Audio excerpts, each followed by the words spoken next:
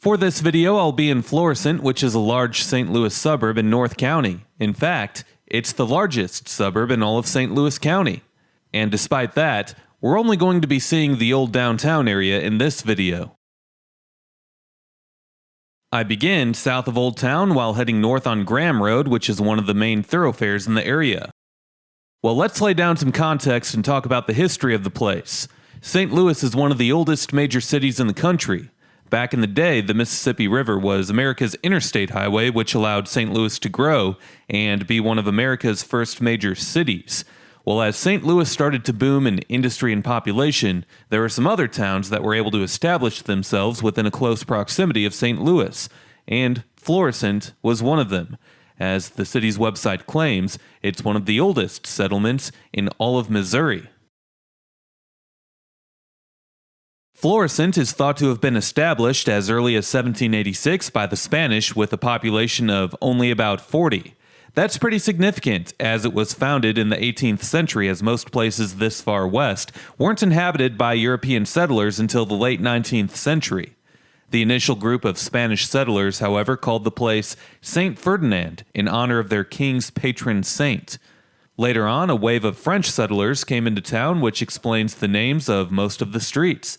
The name of Florissant comes from the French term of fluorescent, which in English means blooming. Word is that in 1885, the French had a campfire on the grounds of what is now the Florissant City Hall, and they all shared a giant blooming onion from Outback, and that's how the town got its name. And they could hear crickets just like that when this moment took place. Well, anyway, they say that French was the predominant language here as late as 1889. And it was around the same time, during the mid to late 19th century, that wealthy people started to leave the city of St. Louis, as it was a very polluted and overcrowded city. Florissant was one of the few places at the time that the region's wealthy families moved to. That trend continued throughout the 20th century, as the Great Depression and white flight hit St. Louis pretty hard. Today, however, the city is considered to be middle to lower middle class, and the city has a very diverse population, as 46% of the population is white, while 44% is black, and Hispanics make up 4%, while Asians make up 3%. And if diversity is something that you're looking for in a community, then Florissant is a decent place to live these days. Just stay away from Coldwater Creek and you should be all good and dandy. The reason being is that just upstream from Florissant is a site where a company called Mallinckrodt Chemical Works used to store loads of radioactive waste from the 1940s to the 70s, and the creek ended up getting heavily contaminated with radioactive waste through wind, rain, flooding, and groundwater, and still to this day there are many concerns over what living near Coldwater Creek can do to your health in the long term. A recent government study from a few years ago has confirmed that Coldwater Creek has led to a higher rate of cancer among North County residents who have been exposed to the creek since the contamination. So yeah, don't live near the creek and don't go near the creek often. Oh, and don't apply for a job in Earth City. Nope. Or work anywhere immediately west of the airport for that matter, because over there you would be technically standing over an underground fire that's been burning since 2010. And you would be right next to the Westlake Landfill Superfund site, which is another site that Mallinckrodt Chemical Works dumped tons of radioactive waste. So yeah, just stay away from there, and you should be alright. Additionally, despite being a decent place to live, Florissant is down in population from a 1970 peak of 66,000, in which the biggest reason as to why just might be the nearby Superfund sites to the west that I just mentioned. Over the most recent decades, however, the decline seems to have stopped, and the population has stayed around 52,000.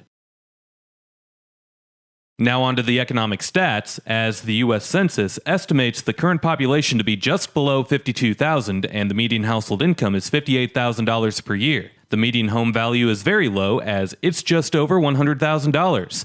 Only 22% of adults 25 and older hold a bachelor's degree or higher, and the poverty rate is just below the national average at 10%.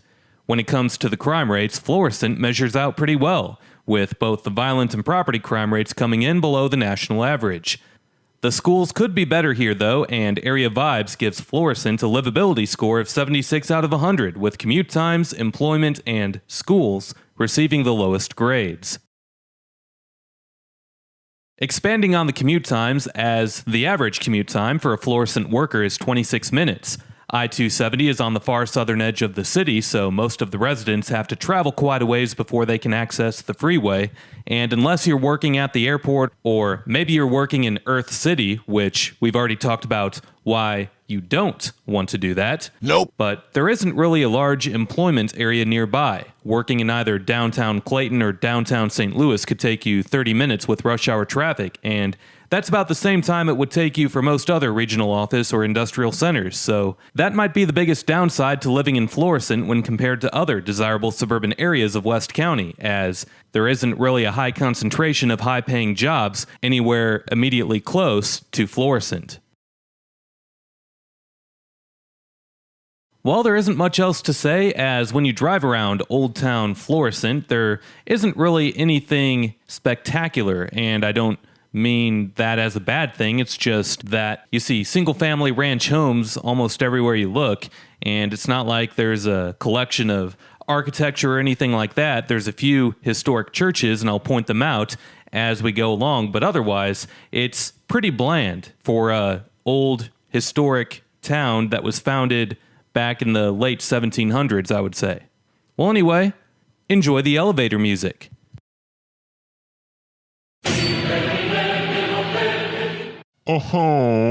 Please drop the annoying music.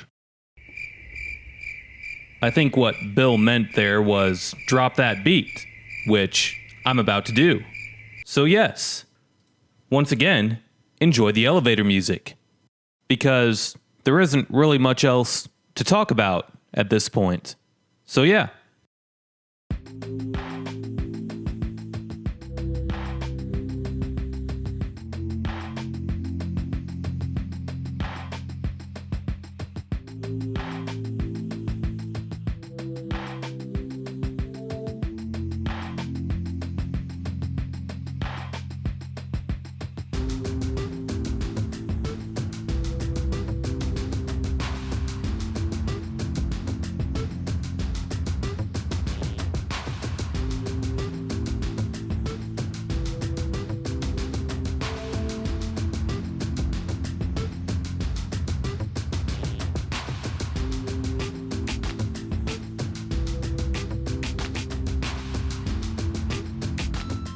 Well, here's something to point out actually, as the log cabin to the left was originally built in 1878, and it was actually a train station, the West End Narrow Gauge Railroad Station to be exact, in which it served Florissant when it was a really small community.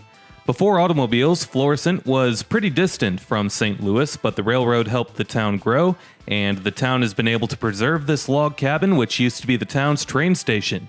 It's also important to note that the building was moved to its current location decades ago when St. Ferdinand Street was widened on the west end of town.